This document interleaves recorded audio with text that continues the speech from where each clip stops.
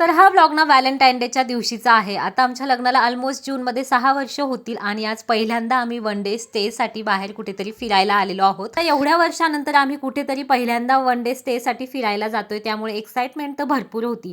आणि अगदी short notice पिरियडवरती हे सगळं ठरलं होतं की दिवेआगारला बीचवरती जायचंय म्हणून. यांनी सकाळी मला 9:30 वाजता कॉल केला की आपण 3:30 वाजता निघतोय. त्यामुळे जमेल तशी पटकन अशी पॅकिंग केली आणि आम्ही 3:30 वाजता पुण्यातनं निघालो होतो आणि आम्हाला पोहोचायला हे करायला 8:45 वाजलेच होते. 9 वाजता रूममध्ये चेक इन केलं आणि रूम ही बीच पासून अगदी जवळच होती. रूम खरंच खूप सुंदर होती आणि व्हॅलेंटाईन डे होता त्यामुळे थोडीशी कॉस्टली पण होती. पण असो, तर इकडे बघताय छान अशी बाल्कनी आहे. रूम पण अगदी सुरेख आहे आणि कुठेही जाओ, अगदी कुणाच्याही घरी जाओ किंवा कुठेही जाओ, जिथे मला मिरर दिसेल ना मी तिकडे स्टार्ट होत असते, कारण मला मिरर मध्ये स्वतःला पाहायला खूप जास्त आवडतं. रूम थोडीशी कॉस्टली होती पण त्या मानाने खरंच खूप छान रूम होती. आता आमच्या सोबत ना यांच्या ऑफिसचा फ्रेंड आणि त्यांच्या मिसेसही होत्या. असे आम्ही 4घे जण आलो होतो. रूम मध्ये आलो, छान असे फ्रेश झालो आणि शिवांचा हट्ट चालू होता टीव्ही बघायचा. मग मस्त त्याने थोडा वेळ टीव्ही बघितला आणि त्यानंतर जेवणासाठी जायचं होतं. आता जेवणासाठी ना आम्ही टिफिन येताना घरून घेऊन आलो होतो, कारण व्हेज खाणाऱ्यांसाठी इथे काय एवढ्या व्हरायटीज नव्हत्या. त्यानंतर सर्वांनी जेवण केलं आणि आता बीचवर काय काय मज्जा केली ना हे उद्याच्या ब्लॉग मध्ये पाहायला भेटेल. चला भेटू नेक्स्ट ब्लॉग मध्ये. बाय.